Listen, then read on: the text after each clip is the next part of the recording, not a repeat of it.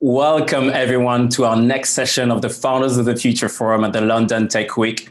For those who joined from the Black Lives Matter session, thank you for following along. And to the new joiners, we hope that you're going to like this session and stay for more.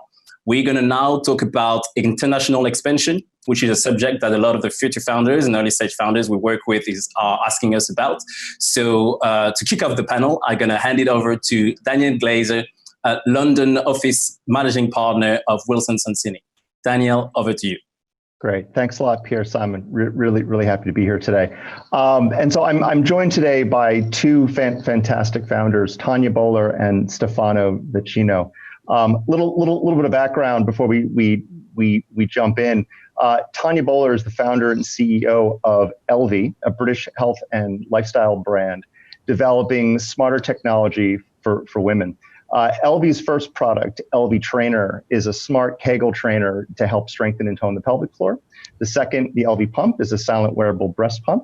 Elvie has raised $42 million in Series B funding in 2019, the largest female tech investment to date. Elvie now has over 100 employees across 4 locations internationally. Stefano is the founder and CEO of Yapily, an open finance enterprise connectivity company that makes every company a fintech company by allowing them to easily access users' financial data and payment infrastructure. Prior to founding Yapily, Stefano worked in investment banking at Goldman Sachs and then was chief product officer at both Algomi and Red Deer. He has a strong focus on creating unrivaled connectivity for open banking and is passionate about building great products to drive financial inclusion. Thank you both for joining me today. So let me kick off with just by asking, tell us a little bit more about your current international profile. And Tania, maybe I'll start with you to kick off here. Thanks, Daniel, and hi, everyone. Yes, as Daniel mentioned, we're Elvie, and so we're in the hardware space, so connected health devices. So there is a physical component to our product, which we sell mostly online, both direct and through retail. So in terms of how we thought about international expansion, we launched our first product 4 years ago. And I think really from the start, like most UK startups, we always had our eye on the prize in terms of it being the US. So we launched in the US straight away, and that was something that we were able to do from London. We were able to build those relationships with the PR agencies that we needed for the go-to-market strategy, through to developing relationships with the necessary retailers. So I think in terms of the footprint where we are now, it has actually really paid off in the US. So we basically spent about the first 2 years just supporting from the UK. And then last year we built our first in-house team. And literally this year we've sort of doubled revenue, I'd say, within the last 6 months. And we're on track next year for $100 million revenue. Fantastic. In addition to the US, maybe just to mention, so the UK and US, we put all our effort, but we're also expanding into Asia and Europe. So happy to share some lessons on that too. So what made the company realize, what made you and the team realize that it was ready to internationalize? Well, maybe it's the opposite question. Why didn't we even go earlier? I think, on our board, we had a few board members who had raised their Series A's. And a typical path was post Series A to go and set up that general manager role in the US, to set up a team. And I'd sort of seen quite a graveyard, I think, of British startups that had maybe gone a bit too early and underestimated the amount of time, the amount it costs to really set up an in-country presence. And at the same time had other advisors such as Cherry Freeman from Love Knitting, which actually was doing phenomenal sales and phenomenal growth in the US and servicing it from a whole team in the UK for everything from customer support, operations to commercial. So with that in mind, I think we did take a slightly more cautious approach. And I think generally with the US, we have found, it's hard to crack the US, but once you crack it, the scale can take you in an unexpected way. So it was sort of a pull into the U.S. by sort of a clear market there for what you were providing there. Yeah, I mean, I would say to all the founders out there in the UK, I increasingly hear, well, the US is so difficult, we should just be looking to Asia. What we have found with Elvie Pump is if you're offering the consumer a superior product, and if you have enough of a moat around it, so in our case, the fact that we're a medical device, the fact that means there's regulatory barriers, the fact that hardware takes a long time to copy and come to market, then you can get traction very quickly in the US. Yeah. And Stefano, I understand that the Yapily has taken a different approach in terms of what geographies to focus on. Can you tell us maybe a little bit more about your international profile? Yeah, certainly. So first of all, we are slightly different from Tania's company in the sense that we are a business-to-business software company. And behind what we do, which is open banking, there is a regulatory push. And so where we started from is actually the UK, because UK has been pioneering the open banking, let's say, regulation and in the open banking space in general. And it's only since September last year that other European countries reached the level of maturity that allow us to think about expanding into this country. So after the UK, now we are connected into banks also in Germany, Italy, France, Spain, Ireland, and Germany. It is in the nature of what we do, thinking about being global. Open banking is starting from the 27 European countries, but there are more than 51 countries already embracing a similar framework. So we started with that in mind, but it has always been with us from day one. So to what extent did the regulatory environment of the different geographies that you have expanded to or think about expanding to, how has that driven your decision making? It's key for us to have a regulatory push in a specific country before we decide to expand in the country. The open banking API, which are created by banks, reach a certain level of quality and maturity and reliability only if there is a regulator forcing or pushing the banks to aim at 99.9 type of reliability and uptime. So this is why Europe is where we're starting from. But certainly in the next few years, you will see countries like Brazil, Japan, India, Australia, Canada, Mexico, all go in the same direction. So all the learnings that we got from the UK experience, now we are leveraging them for the rest of Europe, and then in the coming years for the rest of the globe. Yeah, no, certainly. Go on. Yeah, Daniel, I was going to say, I agree with Stefano in the sense of the regulatory hurdles are so important to look at in terms of which markets you want to go into, right? Because, you don't get many chances as a founder. And so you need to go for low-hanging fruit and where you can have the fastest traction. However, I think with the US, sometimes we think because we have the same language that there's less cultural differences and it's going to be easier than it is. But absolutely, regulatory issues are so critical as well. Yeah, no, it's certainly, I think one of the reasons why we've seen, on the fintech side, Stefano, why we've seen so many high growth businesses start in the UK, because I think it does have a relatively favorable regulatory environment. But the US, on the other hand, you have to deal with 50 state regulations, plus a federal overlay, which sort of leads to a much later stage US expansion on average. I think also here what we have in Europe in general is quite a visionary set of regulators. Because PSD2, which is, let's say, the base of open banking, has been discussed for more than 10 years. So the regulator knows that to create competition, they had various avenues, and one was forcing banks to create API to lower the barrier to innovate in the space. So I would say that, yes, there is a regulator which are much more maybe agile and approachable, but also some of them are really visionary. Yeah, I think that's right. So let me turn a bit to sort of the the topic of the hour at least, which is not only international expansion, but the impact of the current COVID-19 pandemic. And Tania, maybe let me go to you to start. Is it how is the pandemic impacted operations and scaling plans, whether negatively or positively, right? Because I think one of the things that I've certainly heard in the last 6 months or so is that this has not impacted all companies equally. Some companies have been positively impacted by the current environment. How have you seen it play out? Yeah, I mean, I think out of every crisis, you have to look for opportunity, but it's affected everything. I'd say, if we look at the universe around Elvie, if you'd asked me back in January, we were planning to raise some money this year, so it's affected everything. So, for example, the investor climate, I think particularly in March, April was, very negative. LPs had dropped potentially 30% of their own value. So we decided not to go down that route. We decided to conserve cash, extend the runway into next year. And that in and of itself has had some positive outcomes because we've had to actually be a lot more careful and considerate with how we spend money. And then everything has changed for us really through to the retail landscape. So predominantly physical retail before, and obviously the really dramatic fast shift to digital. Again, for us, we were in an okay strategic position there because we're quite a digitally native team. We had a strong digital marketing team. But the third bit related to that obviously is in how our consumers feeling and reacting. And in general, our target market are young women who are going through pregnancy and parenthood, often for the first time. So it's a vulnerable period when there's an infectious disease out there with unknown health outcomes for mother and baby.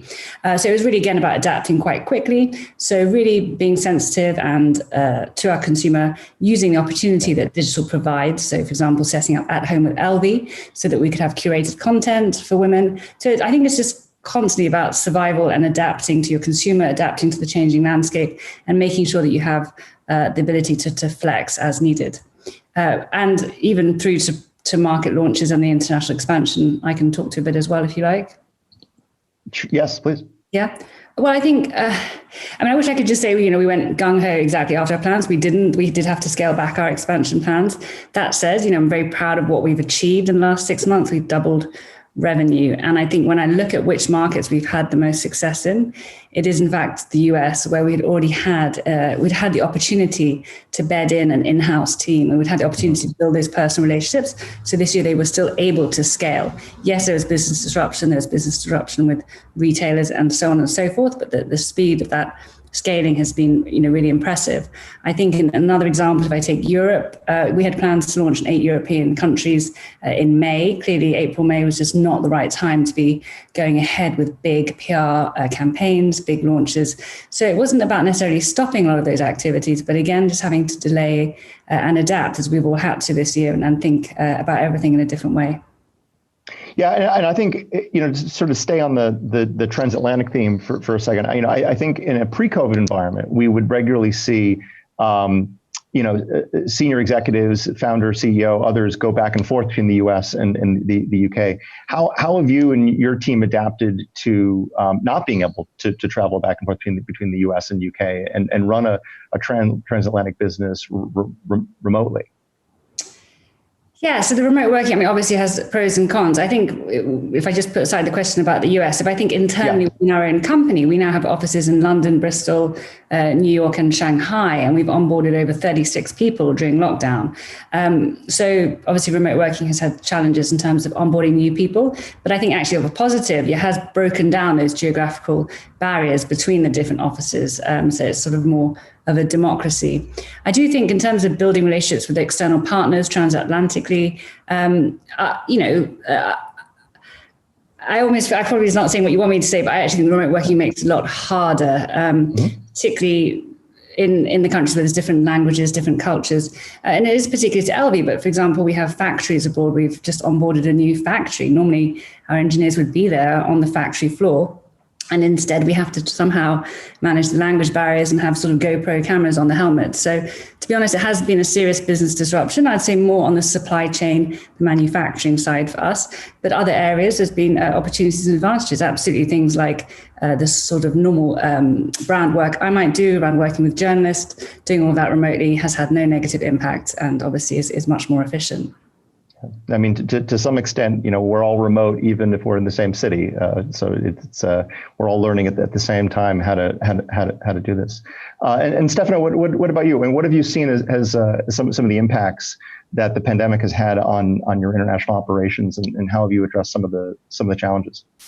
Yeah, sure. First of all, March was a very intense month for us. Obviously, we had to switch, like most of the company, to remote working around the 18th. We closed our Series A end of the month, so 2 weeks after, during which I was I had COVID myself, so it was really an intense starting of the pandemic lockdown. That said, this current situation is accelerating couple of trends that we can define in general as a digitization of financial services.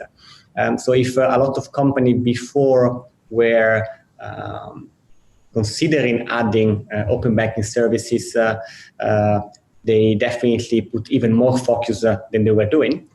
Because they couldn't reach people in branches, they couldn't reach people in person. So the experience via an app became even more important.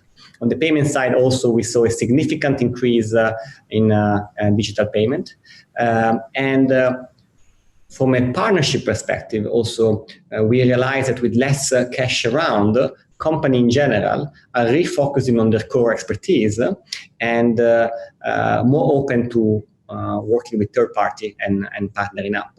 So definitely in terms of growth, it actually accelerated our growth. From an international expansion perspective, obviously the first 1 or 2 months, everybody were, let's say, slowing down on any plan because we were all figuring out, okay, what's going to happen. But we kept hiring here in the UK. So we also hired more or less 30 people in the last few months. But in terms of, let's say, the international teams, we picked up again around June. And so we expanded the team in Germany. We are now hiring in Italy as well. So we continue as we were planning before. So the international expansion was not strongly affected, probably 1.5 months delay compared to what we were planning before. So actually, I want to pick up on hiring a little bit. Like any tips for hiring and managing and even terminating employees in this environment? Well, obviously, what Tania was saying, like, and we all learn is that during the pandemic, we all learned that a distributed team can work, and part of the reason. So when you think about international expansion, there are two main reasons: commercial. So if you want to sell in a new country, or talent. If you want to hire in a new geography because it's either more convenient or you have better talent. So in terms of tips on terminating, no, I'm not going to give any tips on that. But in terms of hiring, I think if before we were all thinking about company clusters, so hubs, London and maybe a hub in Portugal, a hub in Shanghai. Now I think all of the company are more open to an even more distributed team. If you find a good talent which you want to work from Ukraine, we are now working all from home. So what's the difference on having a developer in Manchester that before was in London or having it in Warsaw? So in terms of hiring, we became much more flexible with the location and just, again, looking for the best talent possible. And Tania, maybe I'll ask some similar question. I mean, any learnings about hiring and managing remote teams in the current environment, even hiring and managing remote domestic teams in the current environment? Yeah, I think especially the international hiring is more complicated. I suppose what we've found, so right now we're actually hiring our first general manager for North America, and we're at final stages of that interview process, and normally we would have had face-to-face by this point. But having hired recently in Asia and in North America, I think in terms of key lessons I've sort of learned is it's very important to invest a bit in your brand equity in the market that you're hiring in. Make sure that when people search your company name, that some good press comes up, even if it means hiring a local PR agency. Because, for example, we tried to hire in a country that we had zero market traction in. So, because ultimately what you're aiming for is you want to hire your A team. You want your best people in your headquarters in the UK, and you want your best people in your markets as well. So invest a bit in the brand equity. And also, I think one thing that's really worked for us is invest in a tier one headhunter. You know, going for a tier one headhunter will really help you punch above your weight so that people will pick up the phone So that's sort of two really key lessons. And then you need to be creative. Like, how are we going to make up for the fact that we can't do face-to-face? I have somebody now in New York, a friend of our investor, who's going to go and meet the final candidates for coffee, because ultimately having some face-to-face is an important part, I think, of the selection process, particularly for very senior roles. But in terms of, hiring abroad, I mean, the US is, the benchmarks, the salary benchmarks are eye-wateringly high. But on the positive, recruitment's very, very, very fast. You should be thinking in weeks rather than months. The notice periods are much shorter than here. So we've gone ahead. We did slow down a little bit. We're being a little bit more cautious on that side. And then, as I said, we've hired sort of 36 people in our new Bristol office, and just sort of being, again, creative about how we onboard them. Yeah. And no, it was certainly the feedback that we've seen about hiring in the U.S. is that the salaries are high, but if you get it right, the ROI is high as well. It's tricky though, and that's why I think as you mentioned, face to face and warm introductions, right, and doing diligence is so crucial. Before I jump into the next question, just want to highlight for the audience, if anybody has questions that they'd like to ask Stefano or Tania, please do pop them into the chat, and we would be happy to try to pose those in the last few minutes of the discussion. But let me sort of jump on to the next question. What did you find sort of most unexpected about internationalizing the business relative to having started the business in the UK and Stefano, I'll start with you if maybe you have some thoughts on that, and obviously of course each country is slightly different, but I guess what are some of the things that you found maybe unexpected or unusual relative to doing business as a UK based business? Well, I think in every country you're learning something different.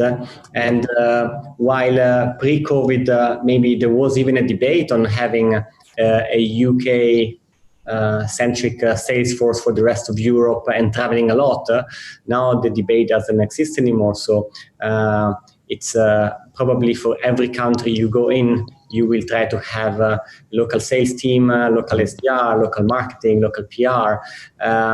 And these will help with the local nuances of each individual market. Ultimately, in a continent like Europe, which is very unified but still quite fragmented from a language perspective, I think what we all learn is that when you start selling to local clients, is actually the local language and knowledge and mannerism and jokes is what makes the relationship warmer.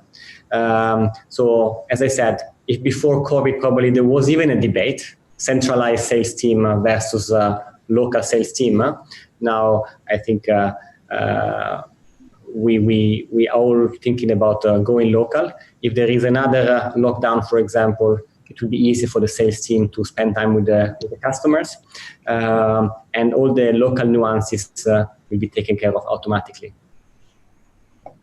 And Tania, maybe I'm going to ask a U.S. specific question, which is similar, which is, what did you find to be unexpected about doing business in the States relative to the UK? Yeah, I mean, I think as a consumer brand, we sort of obviously anticipate what the market potential is going to be, 5x market size.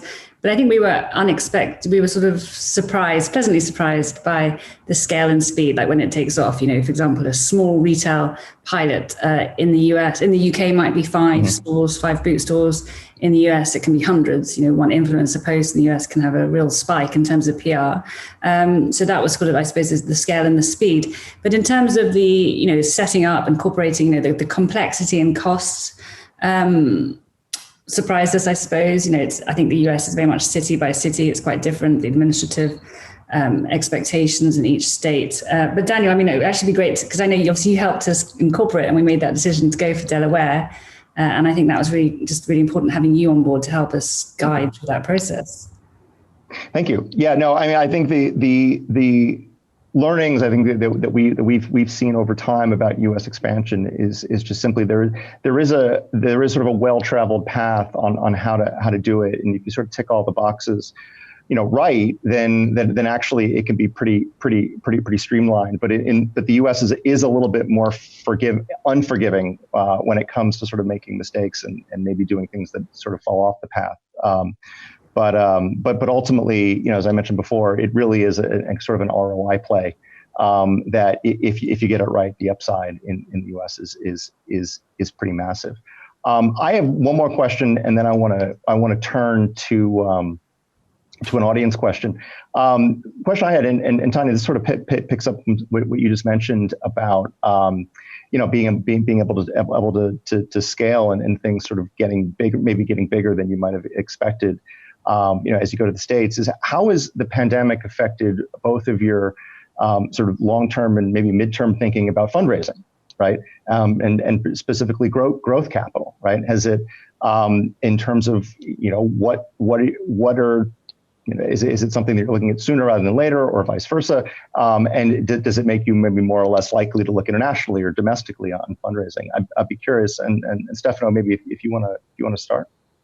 Yeah. So in terms of fundraising, we got lucky that we managed to raise capital at the end of March, beginning of April. So at the beginning of the pandemic,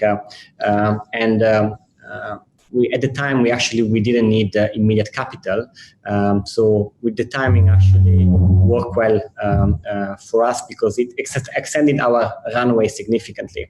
So how we are changing our approach is now that instead of maybe thinking about the usual 12, 18 months window before the next funding round, you plan things for a 24, 28 months window. So you extend your cash burn and you are a bit more pragmatic in the way you grow in the 3 months after receiving so much money all at once. Obviously we have to be we have to recognize that, yes, everything is accelerating, but potentially to reach the KPI we put for ourselves for, I don't know, December 20 or December 21, it might take longer because our clients are potentially suffering. So there are two reasons to be a bit more conservative in the way you can manage cash. Second, we are in uncertain territory. Second, to reach your KPI, it will take longer. And third, you cannot foresee the behavior of the VC community. The reality is that we are seeing that the VC community is still investing and simply change the approach to investing rather than in person. They are doing everything remotely. So that has been, let's say, taken care of. But still, being a B2B business, we have to keep in mind that we are working with other companies that might be affected. So slightly more conservative, even if the growth is still, even if the growth is actually higher than we were expecting. Yeah. No, I mean, just to pick up on something you said, I mean, it really is interesting to see how investor behavior has evolved really over the past 6 months. And, in terms of geography, you were saying, does it change talking to the local investor or international investor? No, this has not changed. You always want to look for the best partner for the journey. And so it's not like if instead of doing a dinner, you have to do a 2 hours Zoom call with a beer, you do that. So you try to build the human relationship that you need to make sure that this is the person that is going to support you for the next 15 years. I mean, it feels like, and we'll see what the data says by the end of the year, but it feels like the pandemic has sort of flattened the world a little bit in terms of the ability of investors to invest, outside of their home geographies or traditional geographies. I mean, anecdotally, we've seen American investors, for example, get much more comfortable with investing remotely, and as a result, speaking to a lot more, non-U.S. companies, maybe earlier and earlier than they might have previously, because one Silicon Valley VC said to me recently, he's like, look, I'm investing remotely into San Francisco at this point. So, it's easy enough then to start looking remotely at other geographies. And Tania, what have you seen been the impact from a fundraising standpoint in terms of the long-term plans? Yeah, I mean, similar to what Stefano just said, and you just said, there's been definite evolution in terms of what I've seen from the investor sentiment. And I think also this is where it's very useful to have your board. So on our board, we have Simon King from Octopus, our Series A investor. So he could kind of give me that insight. So that very first stage, the early days of lockdown, he just said to me, Tania, stop trying to raise money. Like, all the VCs are batting down the hatches. They're just trying to make sure that their current portfolio companies are going to survive. And that was very much the focus for the first phase, I'd say. And as Stefano just said, the second phase is very much the investors kind of waking up a bit and trying to adapt to the new reality. And I think even just recently, just since the last couple of weeks, since the beginning of September, there's definitely a sort of increasing recognition that I'm picking up, which is out of all of this, obviously the sector that has thrived is the tech sector, and particularly useful for us at Elvie. Health tech specifically has seen huge innovation and the disruption in the right direction. So for us at Elvie, I've also been, to be honest, the last 6 months just constantly adapting, making sure we're growing at the pace we wanted to. And now I'm thinking, talking to the board, to be honest, that now is a good time to start thinking about that next raise. And as you said, Daniel, very much looking internationally. Yeah, I mean, I think what we've seen after that initial shock to the system, maybe, shall we say, in March and April, that I think what we've seen is that the data is showing a trend that's consistent, let's say, with the global financial crisis, which is that investors kept investing, but there's been a real flight to quality. In other words, the number of deals overall, it seems to be down, but the total amount of money being invested is not materially off. In other words, the investors looking to place, more of their bets on better companies, right? But which leads to in the aggregate more or less the same amount of money being invested. So, a slightly different dynamic, but again, you can't really leave the money in the bank for the next 2 years and wait to see what happens. So I'm going to turn to an audience question that we just received.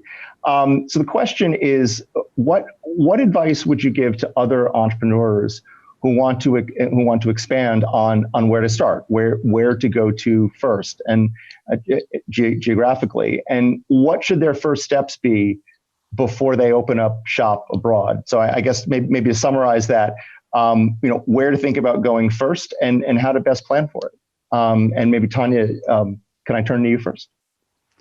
Yeah, sure. I suppose just taking a step back, really going through the why, what, when, how. And I think the why is really important. I think sometimes as founders, I fell into the trap just assuming that we go to the US. Everybody wants to go to the US. You almost want to prove that you can do it. And actually talking again to Octopus, our VC, I've been looking at whether or not we should open up, for example, an office in San Francisco. And somebody said to me, but why San Francisco? Like, if you are trying to hire a world-class data scientist, that's the right place. So obviously be very clear on your rationale of why you're going. And the second thing I'd say in terms of when, as our experience, very much, with the mantra with products, it's always about learn, test, adapt. And I think you need to take that with market expansion as well, and really make sure that you do have a few proof points, a little bit of market traction. I think a mistake we've made is when we've gone straight into market, we went straight into Asia, incorporated there, and it was quite a big investment. So in terms of when, make sure you've got the right proof points, be confident that you can hire the right people. Going into a new market always costs more and takes more time than you think it will. But from our experience at Elvie, obviously it's particular to each business, but certainly supporting international markets from the London office has been a good strategy for us. Stefano, can I?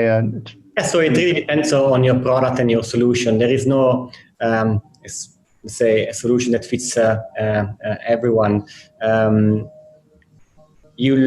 are various reasons to expand. It could be for talent or commercial. Within the commercial, obviously, you have two approaches. One is growing with your existing customer or looking for new markets.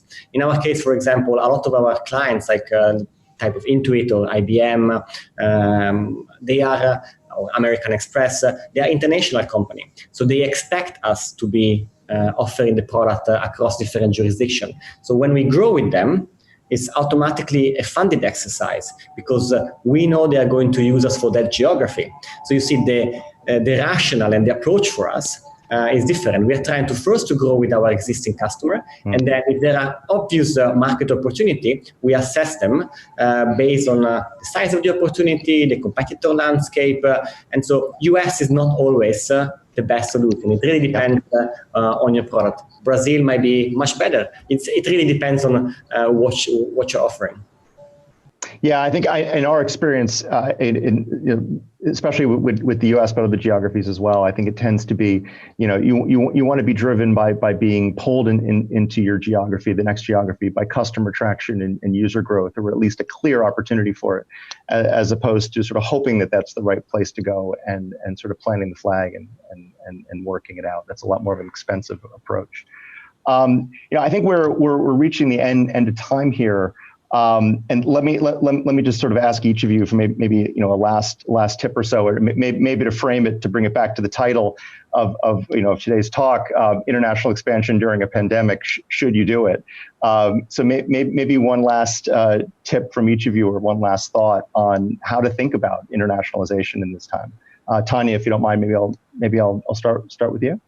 Yeah, I suppose talking. Can't see the audience, but I've heard there's a lot of young, aspiring early stage founders. So I would say, one advice that was always given to me, which I think is very true, particularly with international expansion. I've already said it, but just if you're raising money, raise more than you think you need, because it is going to take longer and cost more than you could imagine. Agreed.